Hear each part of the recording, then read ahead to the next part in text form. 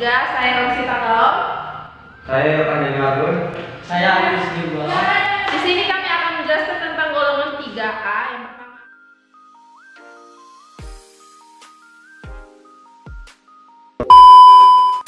Yang pertama akan dijelaskan oleh Yopan Dani Marbun. Silahkan Yopan. Sifat-sifat fisik golongan 3A. Yang pertama unsur boron atau atomic numbernya itu 5, relatif atomic massnya 10,81, melting pointnya 2573 dan density-nya 2340. Unsur yang kedua aluminium atau disingkat Al.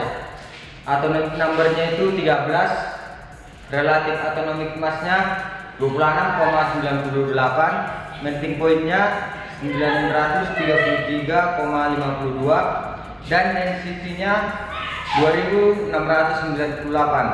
Unsur yang ketiga gallium atau disingkat Ga. Atomic numbernya itu 31, relatif atomic massnya itu 69,72, melting pointnya 302,9, density-nya 5907.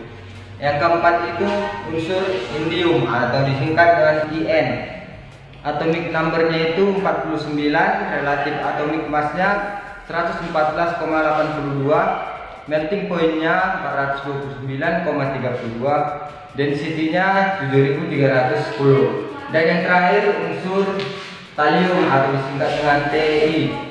Atomic numbernya itu 81, relatif atomic massnya itu 204,38, melting pointnya 576,7, dan density-nya 11.850. Oke, terima kasih kepada saudara Yopan. Sekarang kita lanjut yang akan dijelaskan oleh Ariun Sejebua. Sifat kimia unsur golongan 3A. Yang pertama, boron adalah unsur golongan 3A dengan nomor atom 5. Warna dari unsur boron adalah hitam. Boron memiliki sifat di antara logam dan non-logam atau disebut semi-metalik. Boron lebih bersifat semikonduktor daripada konduktor logam lainnya. Yang kedua, aluminium murni adalah logam berwarna putih keperakan dengan banyak karakteristik yang diinginkan.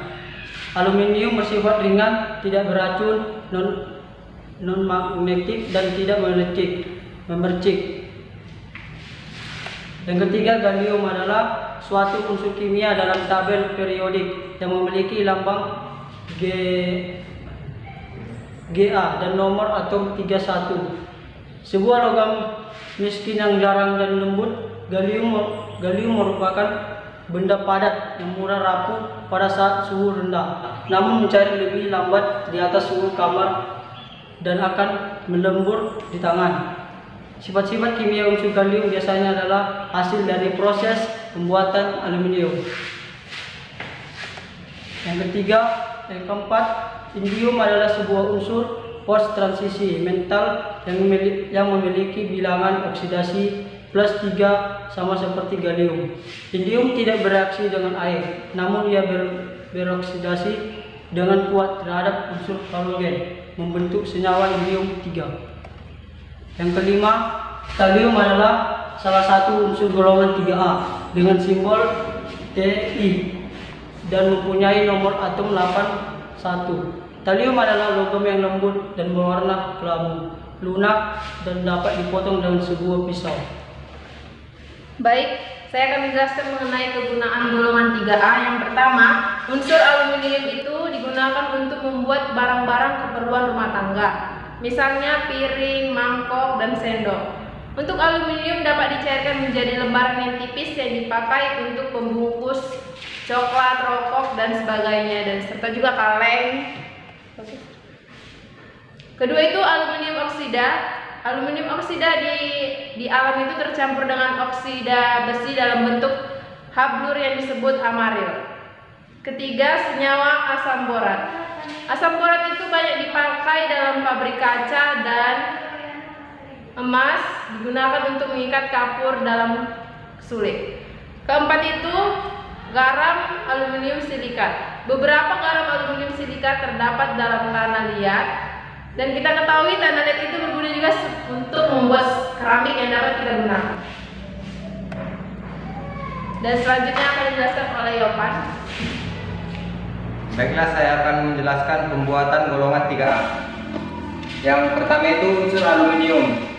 Unsur aluminium diperoleh dari elektrolisis boksit yang dilarutkan dalam kriolit cair. Proses ini dikenal dengan proses Hall. Yang kedua, senyawa aluminium sulfat.